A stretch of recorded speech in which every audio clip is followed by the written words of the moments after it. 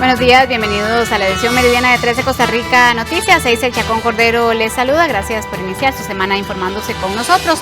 Les recuerdo nuestras redes sociales, usted las observa en pantalla.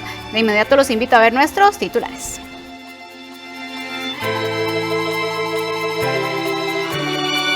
Sectores y población avalan la decisión de eliminar las pruebas FARO. Decisión fue dada a conocer el fin de semana por el presidente Chávez. Los diputados reaccionaron a las declaraciones del presidente Chávez sobre la posibilidad de vetar la rebaja de 100 colones en los combustibles si no se define de dónde se compensarán estos recursos. Las lluvias del fin de semana dejaron 52 eventos por inundación en el Pacífico, zona norte y varios sectores del Valle Central. El miércoles ingresaría la tercera onda tropical de la época. En las noticias internacionales, Colombia irá a segunda ronda electoral con un candidato de izquierda y un populista de derecha. En los deportes, el Real Madrid hace más grande su leyenda. 14 Champions engalanan sus vitrinas.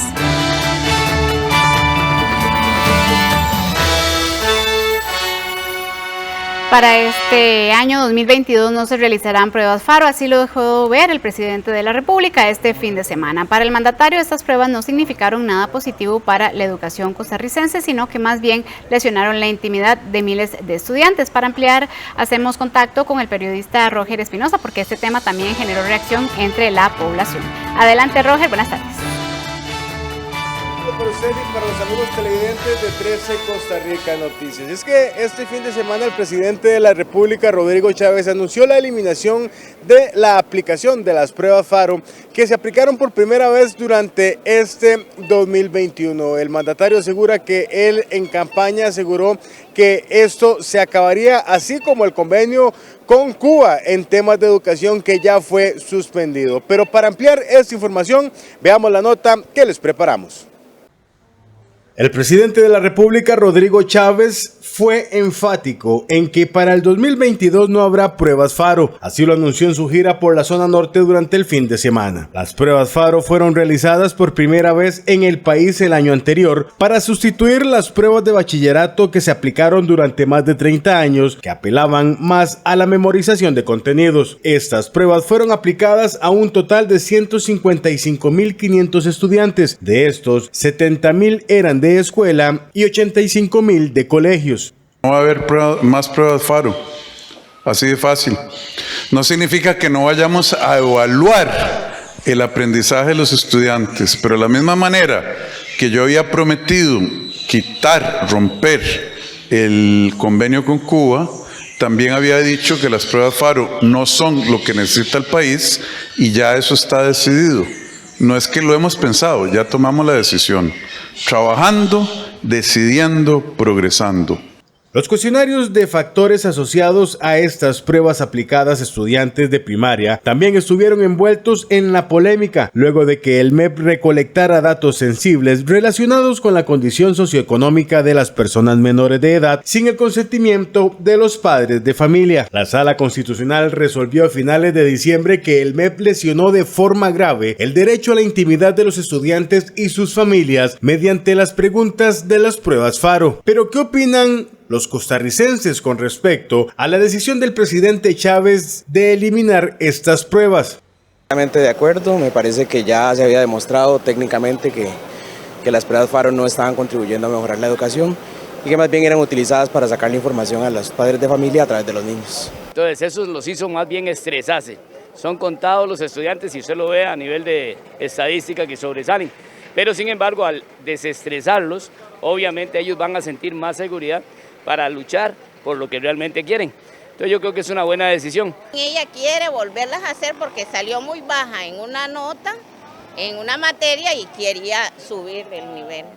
Por su parte, la ministra de Educación aseguró que existen suficientes razones técnicas que amparan las recomendaciones de eliminar las pruebas FARO. Así lo dejó ver en un comunicado de prensa este mismo sábado, luego del anuncio del presidente Chávez.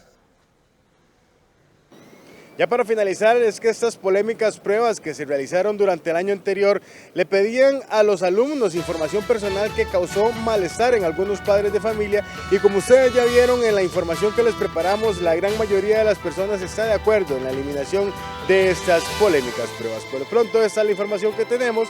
Esto fue un reporte de Roger Espinosa Mendieta para 13 Costa Rica Noticias. Gracias, Roger, por esta información. Continuamos en vivo porque los diputados le piden al presidente de la República, Rodrigo Chávez, que busquen una solución para que los combustibles puedan bajar de precio sin que esto genere un hueco fiscal. Esto se da luego de las declaraciones que dio Rodrigo Chávez durante el fin de semana, en el cual decía que podría vetar esta posibilidad en caso de que no se encuentren los recursos necesarios para hacerle frente a esta reducción en el precio de los hidrocarburos. Melanie Corrales tiene los detalles de esta información en vivo desde la Asamblea Legislativa. Melanie, buenas tardes, adelante.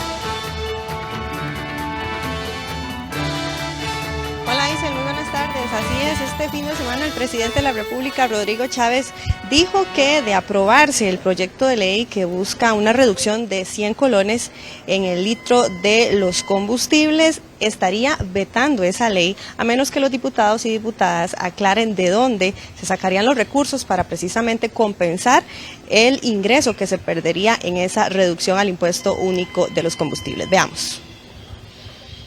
Para firmar la ley que rebajaría 100 colones del impuesto único de los combustibles y no vetarla, el presidente Rodrigo Chávez pidió a los diputados indicar cómo se compensarán esos recursos para no generar un hueco en las finanzas públicas de 250.000 millones de colones.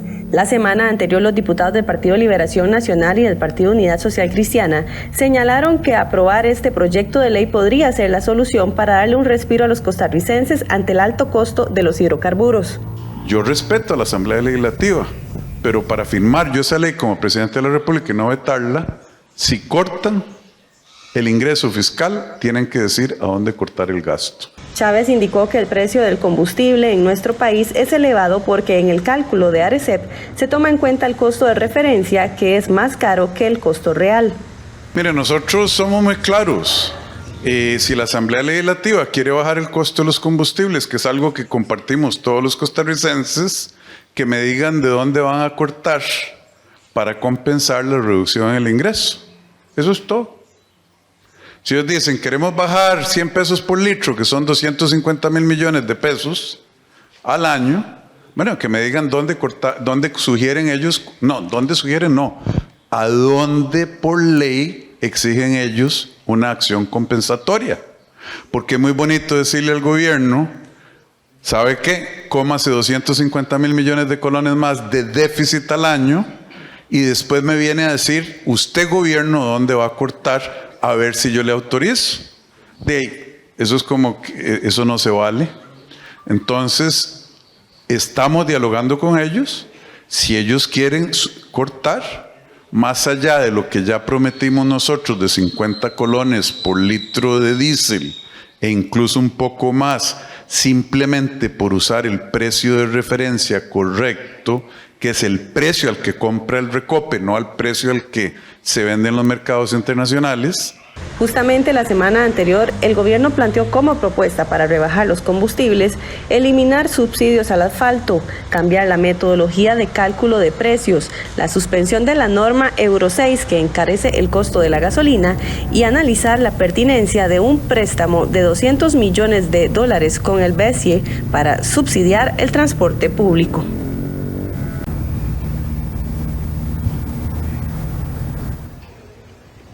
En la Asamblea Legislativa hay anuencia para rebajar los costos de los combustibles y también los diputados de oposición solicitan al gobierno sentarse en conjunto para poder definir entonces cuál sería esa salida a la reducción del precio de los hidrocarburos que cada vez va hacia el alza.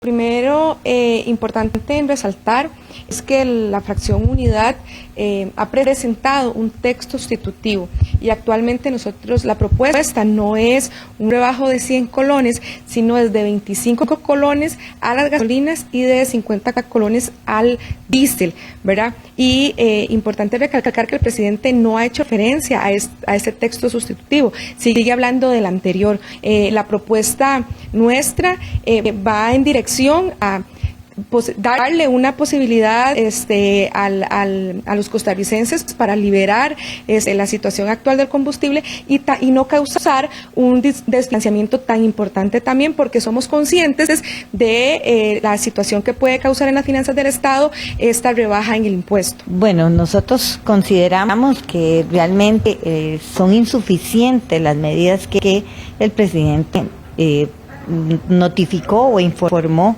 en su comunicado, ya que los costarricenses y la producción va a ser muy afectada con el aumento del precio de los combustibles.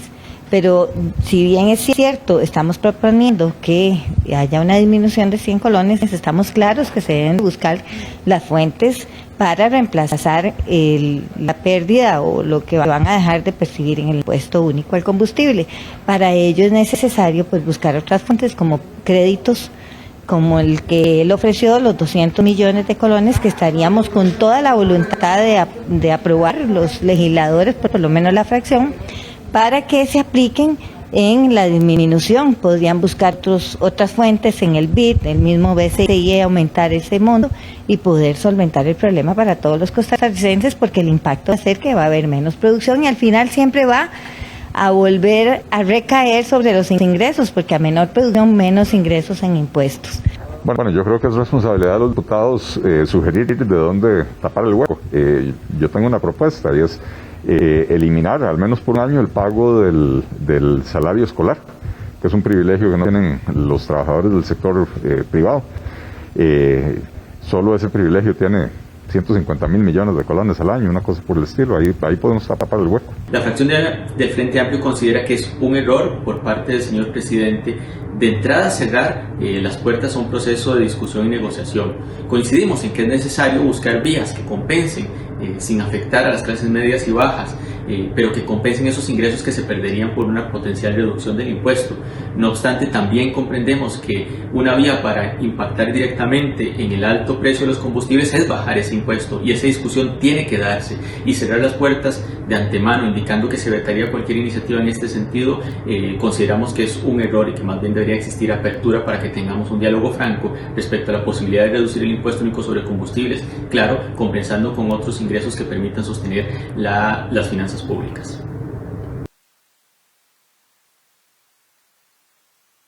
Acá en la Asamblea Legislativa, por supuesto, que vamos a estar muy al tanto de lo que ocurra. Y Aisel, nada más agregar antes de regresar con usted al estudio principal, que la fracción del Frente Amplio informó en horas de la mañana que el diputado Antonio Ortega dio positivo por COVID-19 y se encuentra en este momento en su casa reposando. Está con un buen estado de salud y a pesar de que tenía el esquema completo de vacunas, resultó positivo de COVID-19. La información que tengo desde la Asamblea, vuelvo con usted al estudio. Aisel, buenas tardes. Gracias, Melanie, por esta información. Muy buenas tardes. Vamos a hacer una pausa comercial. Cuando regresemos, las lluvias del fin de semana dejaron 52 eventos por inundación en el Pacífico, zona norte y varios sectores del Valle Central. Además, el miércoles ingresaría la tercera onda tropical de la época. Cuando regresemos, los detalles.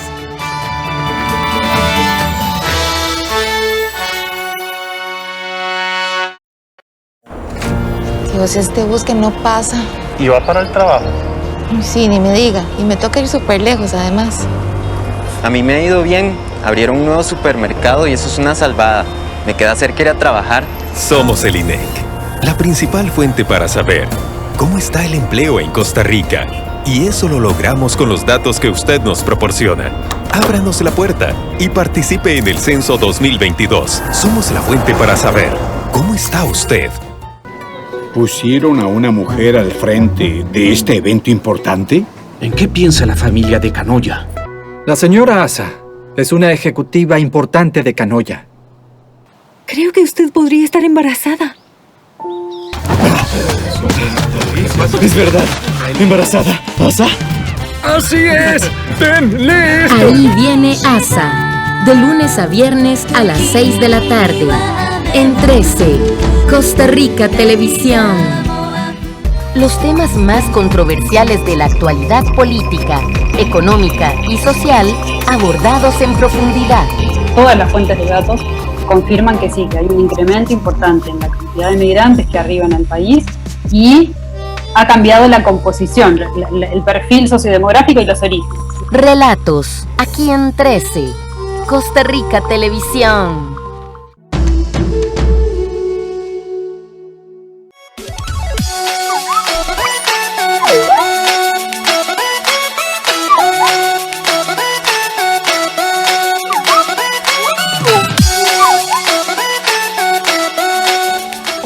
soy Rashid Medina de Canales de Servicio del INBU. Esta semana veremos lo fácil que es autogestionar una cita para alguno de los trámites en línea que ofrece el INBU.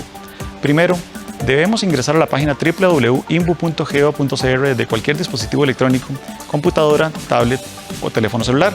Una vez que hemos ingresado, nos vamos a la cejilla que dice Trámites y Servicios y al abrirla se nos despliega una serie de opciones. Vamos a escoger la que nos indica Sistema de citas para trámites. Recuerde que debe tener a mano la información personal y la documentación según sea el trámite que desea realizar.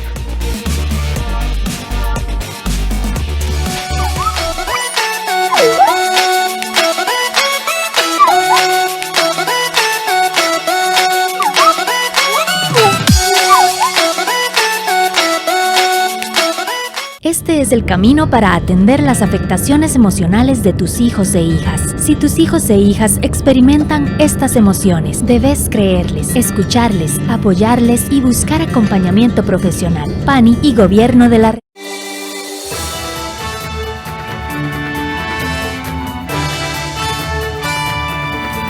Banco Popular presenta el tipo de cambio. El dólar inicia la semana, como lo ha venido haciendo a lo largo de los últimos años, con tendencia al alza. Según el Banco Central, la compra se cotiza en 675 colones con 89 céntimos y la venta 685 colones con 3 céntimos.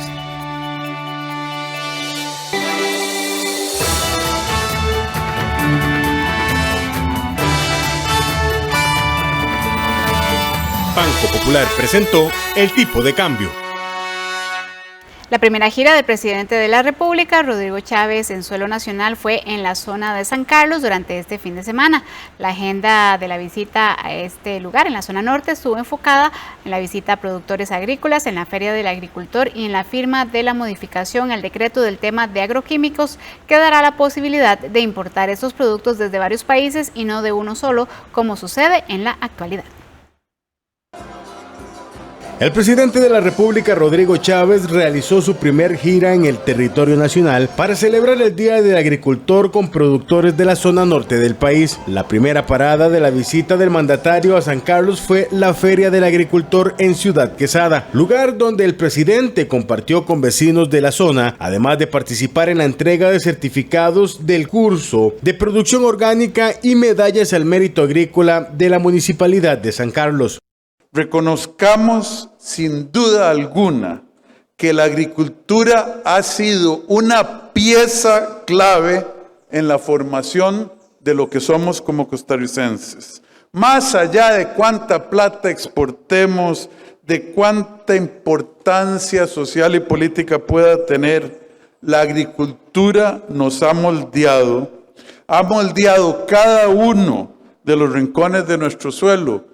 En el acto, tanto el presidente como la ministra de Agricultura y Ganadería, Laura Bonilla, la ministra de Salud, Jocelyn Chacón, y el ministro de Ambiente y Energía, Franz Stackenbach, firmaron una modificación al decreto número 42769-MAC-S-MINAE. Con esta modificación, las empresas tendrán más alternativas para cumplir con los requisitos para el registro de agroquímicos, ya que con el decreto original los requisitos solo podían venir de un país único OCDE, y con esta modificación pueden presentarlos de varios países miembros de la OCDE para completar la totalidad de requisitos solicitados por Costa Rica. Como parte del cierre de la gira del presidente en la zona norte, el mandatario visitó el Centro de Formación Profesional Monseñor Víctor Manuel Sanabria en el Instituto Nacional de Aprendizaje en la Marina de San Carlos. Ningún oficio merece más reconocimiento y homenaje que la agricultura. Tener la certeza de conocer mejor que nadie la tierra de donde se viene y saber que es por medio del fruto de sus manos que se alimenta no solo su familia, sino todas las familias de nuestro país y muchísimas familias en países tan distantes como Alemania, Bélgica, los Estados Unidos, Holanda. La piña, el ñampí, la yuca que ustedes producen, se la comen esos europeos con un gusto que verdaderamente refleja la calidad de su trabajo. El presidente tendrá más visitas a diferentes regiones del país para conocer de primera mano las necesidades del pueblo costarricense.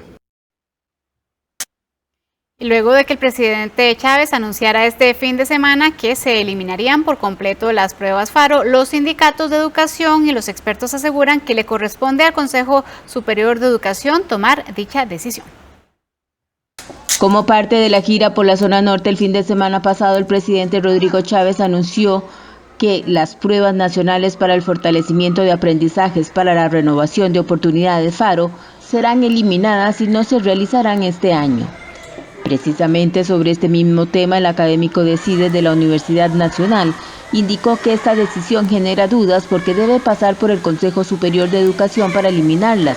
Además, recordó que con el apagón educativo existe un rezago importante e inequidad, por lo que es necesario alguna evaluación. Luego, también genera dudas que cuando se le consulta a la ministra de Educación sobre este tema, ha dicho que existen razones para eliminarlas, pero no ha especificado cuáles son esas razones. En mi opinión, y debido a que hicimos una investigación en la Universidad Nacional para analizar el modelo anterior de las pruebas de bachillerato, las pruebas FARO representan una mejoría significativa en el modelo de evaluación de los aprendizajes. Igual posición mostraron los presidentes de los sindicatos de educación, quienes recordaron que este consejo fue nombrado constitucionalmente y le corresponde si deben o no continuar con las pruebas FARO. Conocemos un informe que se dio sobre el análisis de la situación real que viven los estudiantes a nivel nacional. En ese informe se detectan 3 zonas que tienen sus debilidades, para la cual el ministerio debe dar todo el reforzamiento, todo el apoyo para ver cómo se nivelan los estudios, los aprendizajes de esa población. Esperamos también ver cuál va a ser la propuesta que nos presenten de nuevo. Ya desde el 2019 el voto de ANDE, por lo menos la posición de ANDE en el Consejo Superior de Educación, siempre fue en contra. No estamos a favor de las pruebas estandarizadas, puesto que los jóvenes al final de su vida como estudiantes, en una sola materia, en un promedio de 11 años, realiza cerca de 60 pruebas. Esto significa que ha sido evaluado a lo largo de su vida estudiantil. Por esa razón, esta noticia de presidencia realmente no es algo que nos sorprenda. Los sindicalistas recordaron que no están en contra de la evaluación, sino en contra de las evaluaciones que vengan, en contra de una evaluación punitiva, ya que ésta debe presentar un diagnóstico que demuestre el nivel de aprendizaje y el dominio de las habilidades y que compagine con los planes educativos aprobados. Las pruebas FARO miden el dominio de habilidades, lo cual supera el modelo empleado por bachillerato en el que se buscaba determinar si un estudiante tenía o no conocimiento específico.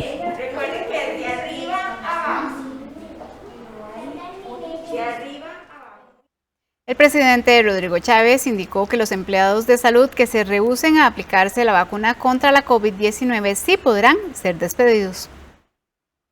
Contrario a las declaraciones de la ministra de Salud días atrás, quien indicó su preocupación por la cantidad de procesos administrativos abiertos contra funcionarios que no cuentan con la vacuna contra el COVID-19, el presidente de la República señaló este fin de semana que los funcionarios de salud que se nieguen a vacunarse podrán ser despedidos. El gobierno está obligado a suministrar la vacuna, pero hasta donde yo sé, las instituciones no van a despedir a quienes no quieran vacunarse, con la excepción de los trabajadores de primera línea en el sector salud. ¿Por qué? Porque si viene una persona con su sistema inmunológico deficiente, comprometido, enfermo, un trabajador de la salud no lo debe o no la debe exponer a esa persona a ninguna enfermedad, a ninguna, incluyendo el COVID. Entonces, la posición del gobierno no ha cambiado y tendré que evaluar junto con la ministra de Salud lo que la Comisión Nacional de Vacunación envió y la validez científica de la misma. Chávez también indicó que revisará los contratos de vacunas que se firmaron en la administración de Carlos Alvarado. El gobierno respeta los contratos. Yo no los he visto todavía. Los ordenamos para que la ministra de Salud y yo los podamos ver. Todavía no los he podido leer. Llevó un proceso tener acceso, y yo espero para mañana domingo en la tarde o el lunes empezar a leer esos contratos. Los contratos son confidenciales, pero no son confidenciales entre las partes, y la parte del gobierno es la nueva ministra de Salud y el presidente de la República nuevo. Entonces ahí veremos qué contienen esos contratos, que sí tienen un cierto aire de misterio, no sé, veremos. Según el mandatario, la revisión de dichos contratos la iniciará a partir de este lunes. Costa Rica será sede del 9º Congreso Internacional de Ciudades Sostenibles este 1, 2 y 3 de junio en el Hotel Crown Plaza Corobicí. Cerca de 70 ponentes nacionales y extranjeros conversarán sobre el incremento en la inversión constructiva para proyectos de esta índole. Según afirman los expertos, en Latinoamérica se estima que para el 2024, 6 de cada 10 proyectos serán de carácter sostenible.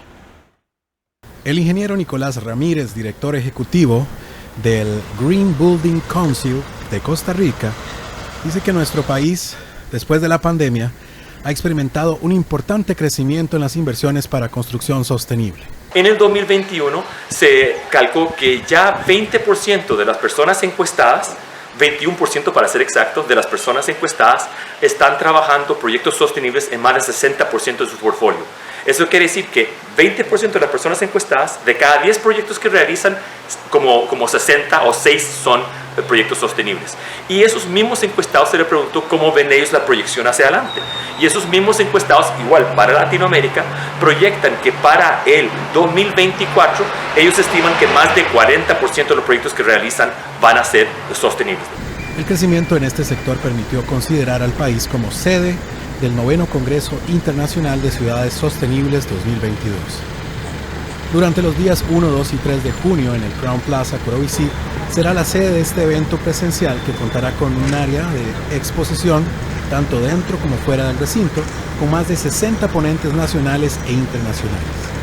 En el parqueo del hotel se encontrará la expo, donde habrá carros eléctricos, un bus eléctrico, techos verdes y otros temas demostrativos. Para inscripciones puede ingresar en el siguiente link: cics.gbccr.org.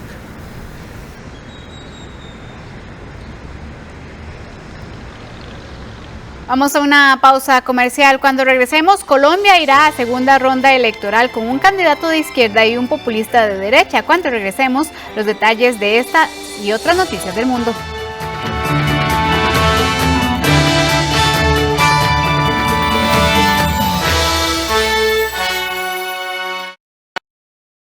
Adquirir un celular de dudosa procedencia no es smart.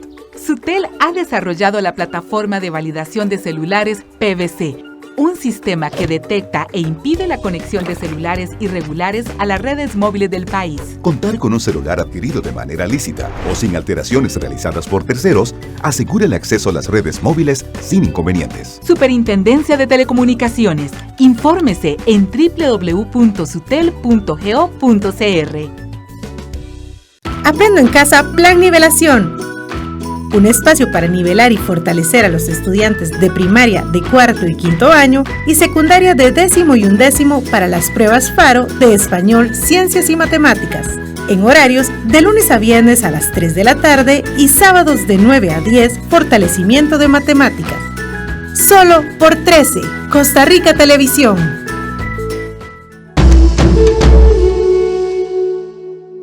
Una exploración sobre el concepto y el sentimiento, desde muchísimas miradas y visiones que van desde la antropología hasta la poesía, atravesando el psicoanálisis y la teoría del destino. El amor es una experiencia de entrega, de apertura. No hay nada más espiritual o una experiencia espiritual más impresionante que el amor. Como el coqueteo, el mensajeo, la salidita, la llamadita. Eso que llamamos amor, los viernes a las 10:30 de la noche, en 13, Costa Rica Televisión. Este es el camino para atender las afectaciones emocionales de tus hijos e hijas. Si tus hijos e hijas experimentan estas emociones, debes creerles, escucharles, apoyarles y buscar acompañamiento profesional. PANI y Gobierno de la República. El Banco Popular siempre ha estado con nosotros. Gracias al banco logramos mejorar nuestra liquidez refundiendo deudas. Nos apoyó en el proceso para hacer arreglos en nuestra casa. Pude cancelar otras tarjetas de crédito más caras y ahora pago una cuota más baja. En aquella emergencia con el dentista, el banco me respaldó. O cuando compramos el pick-up para empezar nuestro negocio. El Banco Popular siempre ha estado ahí para apoyarnos. Hoy, más que nunca, cuente con nosotros. Banco Popular y de Desarrollo Comunal.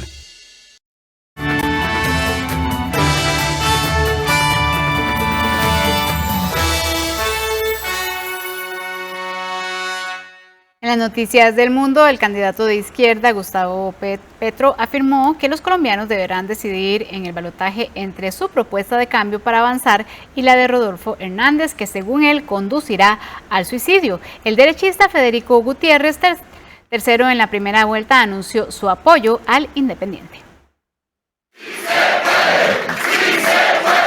Gustavo Petro apuntó contra su rival en el balotaje. El candidato de izquierda, el más votado en la primera vuelta de las elecciones en Colombia, señaló que los ciudadanos deberán decidir entre su propuesta de cambio para avanzar y la de su rival Rodolfo Hernández, que según él conducirá al suicidio. Hoy se define, a partir de ahora, de estos minutos, qué clase de cambio es el que queremos. Si suicidarnos o avanzar. Yo pienso y creo que debemos avanzar. Hernández, un outsider millonario que sacó sorpresivamente a la derecha de la carrera por el poder, se felicitó por la derrota que le propinó, según dijo, a las gavillas que creían que serían gobierno eternamente. Hoy ganó el país que no quiere seguir ni un solo día más con los mismos y las mismas que nos han llevado a la situación dolorosa en que hoy estamos. Hoy sabemos que hay una voluntad ciudadana firme para acabar con la corrupción como sistema de gobierno. El independiente, que apenas tiene 2 congresistas en un cuerpo de 296 legisladores, espera agrupar el voto antipetrista para gobernar por 4 años. El domingo ya sumó el apoyo de Federico Gutiérrez, candidato de una coalición de fuerzas afines al oficialismo, que terminó tercero. No vamos a poner en riesgo el futuro de Colombia, de nuestras familias y de nuestros hijos. Petro ganó el domingo la primera vuelta con el 40% de los votos, 12 puntos porcentuales más que Hernández. El balotaje se realizará el 19 de junio. Las lluvias torrenciales en el área metropolitana de Recife, en el noreste de Brasil, han dejado ya, lamentablemente, a 80 personas fallecidas. Esto según el último balance de las autoridades, pero rescatistas y voluntarios siguen la incesante búsqueda de personas desaparecidas. Las lluvias torrenciales que cayeron en los últimos días en el área metropolitana de Recife, en el nordeste de Brasil, han dejado una ola de muerte y destrucción. El epicentro de este nuevo desastre natural en Brasil fue en la comunidad Jardim Monteverde, una zona escarpada y de casas precarias en la frontera entre Recife, la capital de Pernambuco, y el municipio de Jaboatão dos Guararapes. Aquí, un deslizamiento soterró el sábado casas enteras y provocó la muerte de una veintena de personas. Pero esta no fue la única zona afectada. La lluvia provocó deslizamientos de tierra, colapso de casas y corrientes de agua y barro que arrasaron con todo a su paso en una decena de municipios, entre ellos Olinda, que se decretó en emergencia. En total, unas 80 personas habrían muerto, y la búsqueda de desaparecidos sigue con gran dificultad, ya que los pronósticos anunciaban más lluvias para esta semana. Los estragos dejaron además casi 4.000 personas sin hogar o desplazadas, y grandes daños en las infraestructuras de varios municipios. Entre la noche del viernes y la mañana del sábado, el volumen de lluvias alcanzó el 70% de lo esperado para todo el mes de mayo, en algunos puntos de Recife. Un avión de pasajeros se estrelló el domingo en el Himalaya con 22 personas a bordo. Equipos de rescate de Nepal recuperaron el lunes los cuerpos de las víctimas de un avión de pasajeros que se estrelló el domingo en el Himalaya con 22 personas a bordo. Los controladores aéreos perdieron el contacto con el avión, un Twin Otter de la compañía nepalí Tara Air, poco después de que despegara de Pokhara, en el oeste de Nepal, el domingo por la mañana. El avión se dirigía a Jomsom, un popular destino de senderismo. Las autoridades indicaron que la aeronave sufrió un accidente a 4.400 metros de altura, en la zona de Sanoswar. Añadieron que la principal hipótesis es que habría colisionado con una gran roca en la colina. A bordo del avión viajaban una familia india de 4 integrantes, 2 alemanes y varios nepalíes, entre los cuales niños. Tara Air es una filial de Yeti Airlines, una compañía aérea nacional de propiedad privada que vuela a destinos remotos de Nepal.